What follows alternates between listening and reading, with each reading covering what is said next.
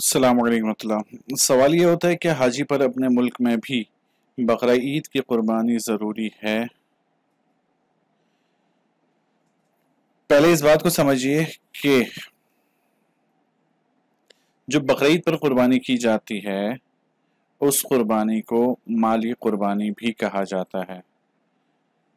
اسی طرح جو جانور اب حج پر ذبح کرتے ہیں اس کو حج کا دم شکر کہا جاتا ہے۔ حاجی اپنی سہولت کے لیے اسے حج کی قربانی بھی کہہ دیتا ہے۔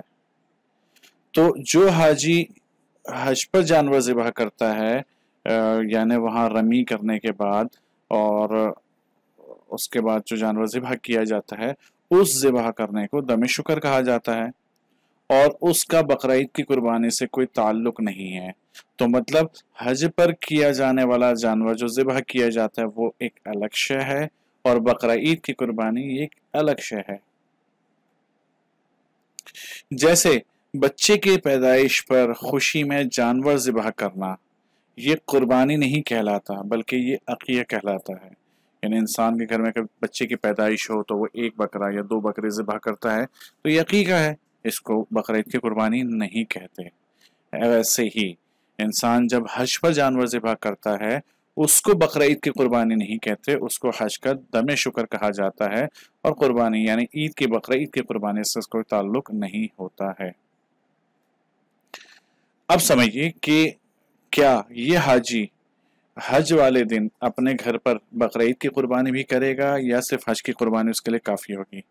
تو جو حاجی قربانی والے دن شرعی مسافر ہوگا یعنی اس کا مکہ مکرمہ کا قیام 15 دن سے کم ہوگا، یہ شرعی مسافر کہلائے گا، اور جو شرعی مسافر ہوگا اس پر مالی قربانی واجب نہیں ہوگی۔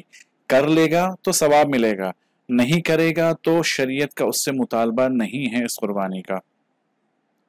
ویسے ہی جو حاجی قربانی والے دن وہاں پر مقیم ہو یعنی اس کو وہ ابتدائی فلائٹس میں گیا ہو اور 15 دن سے زیادہ اس کا مکہ مکرمہ کا قیام ہو، جیسے جو شروع کی فلائٹس میں جاتے ہیں وہ 28 29 30 دن مکہ مکرمہ میں رہتے ہیں، تو یہ وہاں پر مقیم ہو گیا۔ مقیم ہونے کے ساتھ ساتھ صاحب استطاعت بھی ہو، یعنی حج کے تمام اخراجات نکالنے کے بعد اس پر اس قدر پیسہ ہو کہ وہ صاحب استطاعت شمار ہو۔ عموماً یہ کم ہی ہوتا ہے کہ بندہ اتنا پیسہ لے کر جائے۔ تو جب یہ دونوں شرطیں پائی جائیں گی کہ وہاں پر حاجی مقیم بھی ہو یعنی 15 دن سے زیادہ مکہ مکرمہ کا قیام ہو، اور حج کے اخراجات نکالنے کے بعد صاحب استطاعت بھی ہو، تو اس حاجی پر حج کا دم شکر بھی واجب ہوگا، یعنی رمی کرنے کے بعد رمی جمر کے بعد حج کا دم شکر بھی ادا کرے گا، اور بقرعید والی مالی جو قربانی ہوتی ہے وہ بھی اس کے اوپر واجب ہوگی۔ ساتھ میں یہ بھی سمجھیے کہ یہ حج کا جو دم شکر ہے وہ آپ وہاں حدود حرم میں ہی ادا کریں گے۔